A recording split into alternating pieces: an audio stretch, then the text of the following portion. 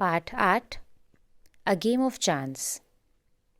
हर वर्ष ईद के अवसर पर रशीद के गांव में मेला लगा करता था। ईद का त्योहार तो एक ही दिन मनाया जाता था, लेकिन मेला काफ़ी दिनों तक चलता था। यह दुकानदारों व व्यापारियों के लिए एक सुनहरा अवसर था, क्योंकि वे अपना सभी प्रकार का सामान मेले में बेच पाते थे। दूर दूर से व्यापारी सामान बेचने इस मेले में आया करते थे। इस मेले में छोटे से छोटा सामान जैसे कि पिन से लेकर बड़े से बड़ा सामान जैसे भैंस भी खरीदी जा सकती थी। रशीद के अंकल भी उस मेले में रशीद को लेकर गए।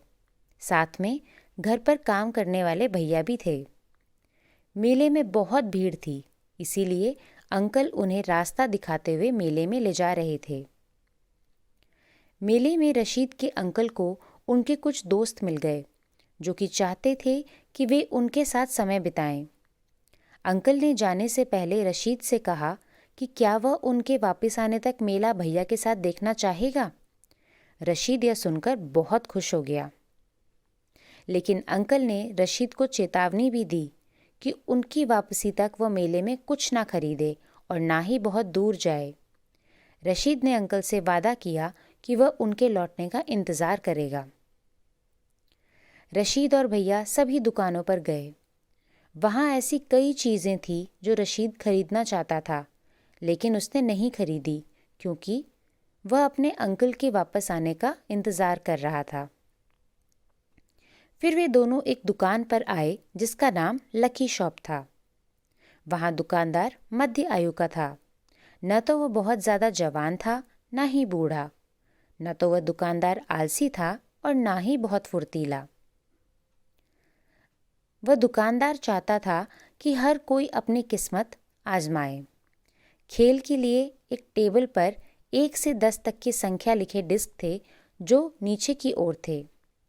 50 पैसे का भुगतान कर किन्हीं 6 डिस्क को उठाना था। फिर डिस्क पर लिखी संख्याओं को कुल जोड़ना था। जोड़ से जो भी संख्या आती, उस संख्या के साथ चिन्हित सामान खेलने वाले का हो जाता। तभी वहाँ एक बूढ़ा व्यक्ति आया और उसने 50 पैसे देकर 6 डिस्क का चयन किया। उन्होंने संख्याओं को जोड़ा और पाया कि जोड़ 15 हुआ। उन्हें 15 का चिन्हित सामान दिया गया, जो कि एक सुंदर घड़ी थी, लेकिन बूढ़े व्यक्ति को वो नहीं चाहिए थी। क्योंकि उन्हें वह घड़ी नहीं चाहिए थी, इसीलिए दुकानदार ने फिर बूढ़े व्यक्ति से वह घड़ी वापस 15 रुपये में खरीद ली। बूढ़ा व्यक्ति 15 रुपये लेकर प्रसन्न होकर वहाँ से चला गया। तब एक लड़का, जो कि उम्र में रशीद से बड़ा था, ने अपनी किस्मत आजमाई।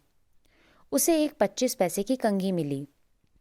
दुकानदार ना तो बहुत खुश दिख रहा था और ना ही दुखी। उसने लड़के से कंघी वापस 25 पैसे में खरीद ली। लड़के ने फिर से अपनी किस्मत आजमाई।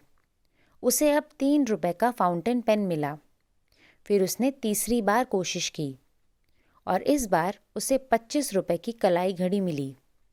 जब उसने एक बार फिर कोशिश की तो उसे 10 रुपये का टेबल लैंप मिला। लड़का बहुत खुश हो गया और एक अच्छा सौदा नकद लेकर वहाँ से चला गया। यह सब देखकर रशीद ने भी अपनी किस्मत आजमानी चाहिए। उसने भैया की तरफ देखा तो उन्होंने भी रशीद को प्रोत्साहित किया। रशीद ने दुकानदार को 50 पैसे दिए और 6 डिस्क उठा ली। रशीद को महसूस हुआ कि उसकी किस्मत इतनी अच्छी नहीं है, क्योंकि पहली बार में उसे सिर्फ 2 पेंसिल मिली। उसने फिर कोशिश की और इस बार उसे स्याही की बोतल मिली, जो कि बहुत कम मूल्य की थी। दुकानदार ने दोनों वस्तुएं रशीद से 25-25 पैसे में खरीद ली। रशीद ने अब तीसरी बार कोशिश की, लेकिन एक बार फिर किस्मत ने उसका साथ नहीं दिया। रशीद बड़ा पुरस्कार जीतने की उम्मीद में बार बार खेलता गया और हर बार 50 पैसे का भुगतान करता रहा, लेकिन उसके हाथ केवल असफलता ही लगती रही। आखिर में रशीद के पास केवल 25 पैसे ही शेष रह गए। इस पर दुकानदार ने थोड़ी दया दिखाई और रशीद से कहा कि या तो वह 25 पैसे में एक बार और खेल ले, या फिर उतने में ही खेल निपटाए। रशीद ने एक बार फिर से खेला और अंतिम 25 पैसे भी गायब हो गए। आसपास खड़े लोग रशीद को देख रहे थे। कुछ तो रशीद की बुरी किस्मत पर हंस भी रहे थे, लेकिन किसी ने भी हमदर्दी नहीं दिखाई। आखिरकार रशीद और भैया उसी जगह पर लौट आए जहां अंकल ने उन्हें छोड़ा था और उनसे इंतज़ार करने के लिए कहा था। कुछ समय बाद अंकल लौट आए और आते ही उन्होंने रशीद को दुखी पाया। उन्होंने पूछा कि क्या हुआ है और वह दुखी क्यों है। रशीद ने कोई जवाब नहीं दिया, लेकिन भैया ने अंकल को सारा किस्सा कह सुनाया। सारी बात जानने के बाद अंकल ना तो गुस्सा हुए और ना ही दुखी हुए। उन्होंने बस मुस्कुराकर रशीद की पीठ प्यार से थपथपाई। वह फिर रशीद को एक दुकान पर ले गए। उन्होंने फिर रशीद के लिए एक सुंदर छाता, बिस्कुट, मिठाई और कुछ अन्य छोटे उपहार खरीदे। उसके बाद वे लोग घर लौट आए। घर लौटते वक्त अंकल ने रशीद को बताया कि लकी शॉप वाले ने उसे बेवकूफ़ बनाया था। रशीद इस बात को नहीं माना और बोला कि यह तो केवल उसकी बुरी किस्मत का परिणाम था। अंकल ने रशीद को बताया कि इसमें ना तो अच्छी किस्मत वाली कोई बात है और ना ही बुरी किस्मत वाली। रशीद ने फिर उन्हें बताया कि उसने देखा था कि कैसे इसी खेल में एक बूढ़े व्यक्ति को घड़ी मिली और एक लड़के को 2-3 महंगी चीज़ें मिली। अंकल ने फिर रशीद को बताया कि वे सभी दुकानदार के दोस्त थे और वे सब मिलकर लोगों को ठग रहे थे।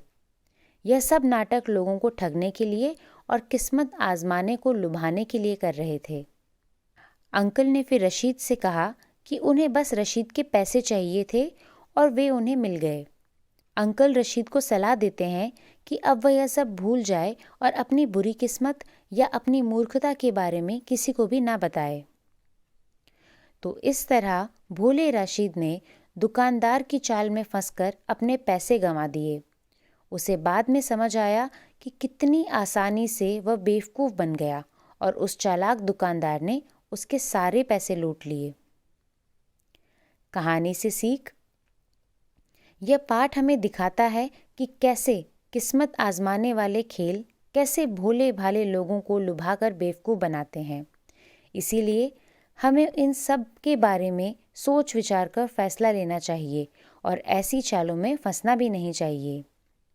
यह पाठ हमें सिखाता है कि दुनिया की चालाकियों से कैसे निपटना व बचना चाहिए और स्वयं की इच्छाओं पर भी नियंत्रण रखना चाहिए, अन्यथा कोई भी आसानी से फ़ायदा उठाकर बेवकूफ़ बना सकता है।